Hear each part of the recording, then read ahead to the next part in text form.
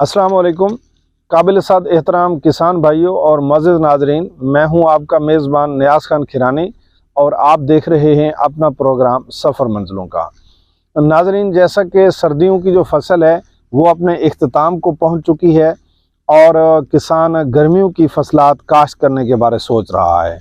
आज मैं जिस मकसद के लिए ये आज वीडियो बना रहा हूँ, इसमें मुख्तलिफ़ किसान भाई मुल्क के तूर अर्ज़ से मुख्तलिफ़ जगहों से सवाल करते हैं कि कपास का कौन सा सीड काश्त करना चाहिए। नाज़रीन, अगर हम साबका साल की तरफ नज़र दौड़ाएं कि साबका साल किसान ने कौन से बीज काश्त किए और पैदावार किस तरह की रही, तो उस पर थोड़ी सी नज़र दौड़ाते हैं कि जब बहुत ज़्यादा बारिशें हुई जून जुलाई के महीने में, जून वस्त के बाद और फिर सारा जुलाई और अगस्त का कुछ हिस्सा भी बहुत ज़्यादा बारिश हुई, तो जिस तरह का भी बीज था नीचे ज़मीन से जड़ी बूटियाँ इस कदर ज़्यादा उग आईं कि उन्होंने कपास को ही ख़त्म कर दिया। तो लिहाजा अगर वो उस वक्त ना ही किसान रेजर चला सकता था और ना ही किसान गोडी कर सकता था, लिहाजा वो जो कपास है, कपास के जड़ी बूटियाँ ऊपर चढ़ गई, सफाई करना मसला बन गया और इस तरह कपास की एवरेज बहुत ज़्यादा मुतासर हो गई।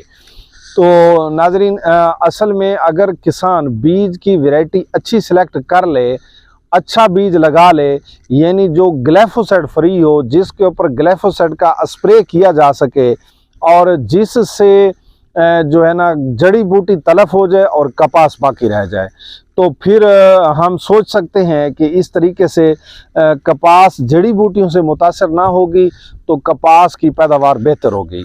इसके दो फ़वायद होंगे, एक तो कपास साफ़ सुथरी होगी, दूसरा जो खाद या ऊपर एमिनो एसिड या पोटाश का जो हम स्प्रे करते हैं वो जो है उसका टोटल जो असर है वो कपास को मिलेगा।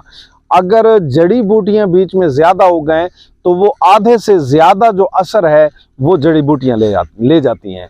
तो आज मैं आप लोगों को बताने लगा हूं कि कौन कौन सा बीज जो है ना वो बेहतर रहेगा। तो बीज के लिए मैं आपको दिखाना चाहता हूं कि मार्केट में इस वक्त ये मौजूद है CKC3। ये 3 जीन वैरायटी कहलाती है, यानी ग्लिफोसेट इसके ऊपर किया जा सकता है। अगर आप इसके ऊपर ग्लिफोसेट स्प्रे करोगे तो ये कपास बच जाएगी और जो जड़ी बूटी है वो तलफ हो जाएगी। CKC3, CKC6, CKC7, ये जो 3 बीज मैंने ऊपर वाले ये दिखाए हैं, ये ग्लिफोसेट फ्री हैं और मैं समझता हूँ इनके नतायज भी अच्छे हैं। और ये मैंने SS32 जो आप लोगों को दिखाया है, ये SS32 ग्लिफोसेट फ्री नहीं है। बहरहाल कच्चे रकबों के ऊपर SS32 के जो नतायज हैं ये अच्छे हैं, लेकिन एक बात ये वाज़ेह रहे कि ये SS32 जो बीज है ये ग्लिफोसेट फ्री नहीं है, जबकि ऊपर वाले ये जो 3 बीज मैंने दिखाए हैं ये ग्लिफोसेट फ्री हैं। इसी तरह ग्लिफोसेट फ्री वाले बीज कुछ ये भी हैं, जैसा कि मार्केट में CS200 के नाम से एक बीज मौजूद है और CS300 के नाम से एक बीज मौजूद है, एक साइटो 2023 के नाम से मौजूद है। ये जो तीनों वैरायटीज़ मैंने आप लोगों को दिखाई हैं ये तीनों की तीनों ग्लिफोसेट फ्री हैं। और ये CS200, CS300 ये झाड़ीदार और मुनासिब कद, ये झाड़ीदार और कदावर इसका पौधा बनता है, ये अच्छा बीज है। और इसी तरीके से साइटो 2023 की जो खूबी है, ये वाले जो बीज मैंने CS200 दिखाया है या CS300 या ये जो है ना ये इधर आपको CKC3 और CKC6 और CKC7, इन्हें 3 जीन वैरायटी कहा जाता है। 3 जीन वैरायटी मतलब ये है कि ग्लिफोसेट इनके ऊपर असर नहीं करती। एक जीन ये हो गया, एक ये हो गया कि ये गुलाबी सुंडी जो है ना इन्हें ना होने के बराबर लगती है, यानी बहुत कम अगर कोई चांस हो तो है, ना गुलाबी सुंडी इसे नहीं लगती। और तीसरा जीन इसका हो गया जो चितकबरी सुंडी, वो जो अमेरिकन सुंडी, जो दूसरी वगैरह सुंडियां जो होती हैं वो भी इसको नहीं लगती। तो इन 3 चीज़ों पे ऊपर इसका कंट्रोल होता है, जिसकी वजह से हम इसे 3 जीन वैरायटी भी कहते हैं। लेकिन ये CKC3, 6, 7 या ये आपका ये CS200 और CS300 हो गया, इनके ऊपर सब्ज तेले का और सफ़ेद मक्खी का अटैक होता है। और ये इस साल जो लेटेस्ट जो वैरायटी आई है वो साइटो 2023, इसके बारे कहा जा रहा है कि इसके ऊपर सफ़ेद मक्खी का जो हमला है वो कम होगा बनिस्बत CS 300 या CS 200 या ये CKC 3, 6 और 7 के मुकाबले में। ये साइटो 2023 के ऊपर बताया ये जा रहा है, नया बीज है, कि इसके ऊपर सब्ज तेले के साथ साथ जो मक्खी का अटैक है, वो जो वाइट फ्लाई है, उसका अटैक कम होगा। ये तो लगेगा और उसके बाद पता चलेगा कि इसकी प्रोडक्शन कैसी रहती है, या इसके ऊपर अटैक कम है भी, या ऐसे चिकनी सी बात हमें बनाकर बता दी गई है। नाज़रीन, अगर यहाँ तजर्बे की बात करें, ज़ाती तजर्बे की बात करें, तो लोग आप लोगों को बहुत बात करते हुए नज़र आते हैं। पता नहीं, शायद प्रैक्टिकल होते होंगे, हर किसी की अपनी बात है। मैं अगर मेरे प्रैक्टिकल की बात करेंगे तो लास्ट ईयर लिया में मैंने 26 मार्च को CS 300 खुद लगाई थी। CS 300 की अल्हम्दुलिल्लाह जो मुझे पैदावार हासिल हुई है, बारिशों के बावजूद और कुछ टेक्निकल गलतियां भी मुझसे हो गई थी, तो मैंने इससे 39 मन फी एकड़ पैदावार हासिल की। और अगर मैं इसे मज़ीद चलाता तो मैं चला सकता था, शायद 5, 6, 7 मन मुझे और भी मिल जाती, लेकिन मैंने इसे 30 अक्टूबर को ख़त्म कर दिया था। और मैंने 2 अक्टूबर को उसी जगह पर गंदम और राया, 2 नवंबर को मैंने वहाँ पर राया और गंदम काश्त कर दी थी। तो मेरे तजर्बे में CS 300 जो है वो बेहतरीन वैरायटी है, सबका साल की ज़बरदस्त वैरायटी है। इसको बेशक ग्लाइफोसेट के साथ नहला दो, इसको भी सेम ऐसे ही है। CS 200 की भी, ये भी मेरे छोटे भाई ने लगाई थी और ये मैंने खुद लगाई थी।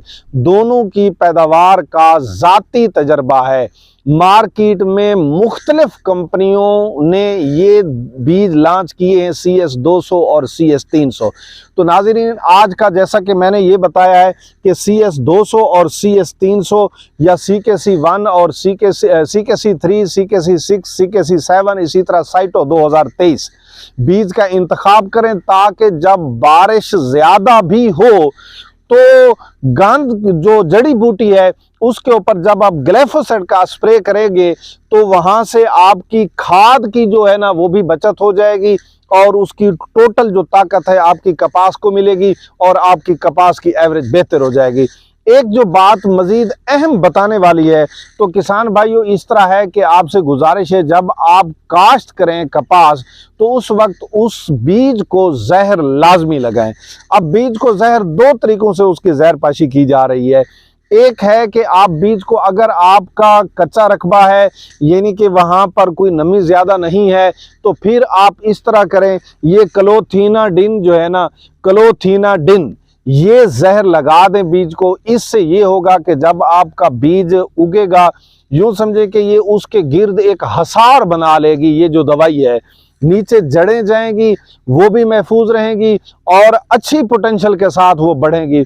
ऊपर पत्ते आएंगे, वो महफूज रहेंगे, और तकरीबन 40-45 दिन तक मुख्तलिफ रस चूसने वाले जो कीड़े हैं, जो तेला वगैरह या दूसरे कोई भी रस चूसने वाले कीड़े हैं, तो उनके ऊपर ये कंट्रोल रखेगी।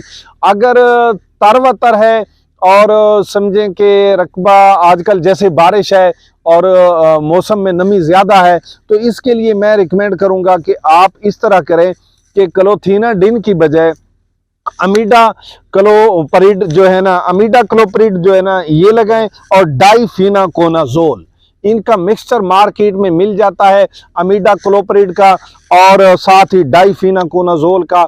ये बीज के ऊपर लाजमी ये लगाएं। बीज के ऊपर ये लगाने के बाद बीज को काश्त करें, ताकि आपका बीज पहले 40-45 दिन में ये डाइफिनाकोनाजोल फंगस से बचाएगी।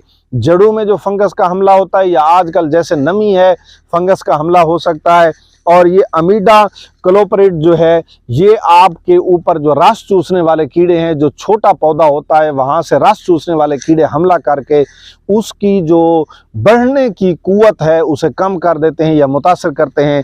तो ये जहर अगर बीज को लगा हुआ होगा तो फिर आपका जो पौधा है वो बड़ी ज़बरदस्त तरीके से बढ़ेगा, अपने लिए बेहतरीन खुराक और जल्दी खुराक बनाकर आगे की तरफ बढ़ता रहेगा।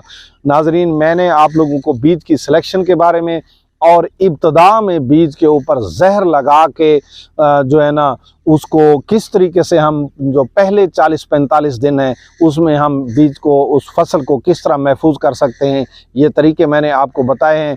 उम्मीद है कि आज की ये जो मेरी कोशिश है बीज की सिलेक्शन के मुतालिक या बीज को जहर लगाने की के मुतालिक जो मेरी ये आज की कोशिश है, उम्मीद है आपको पसंद आई होगी।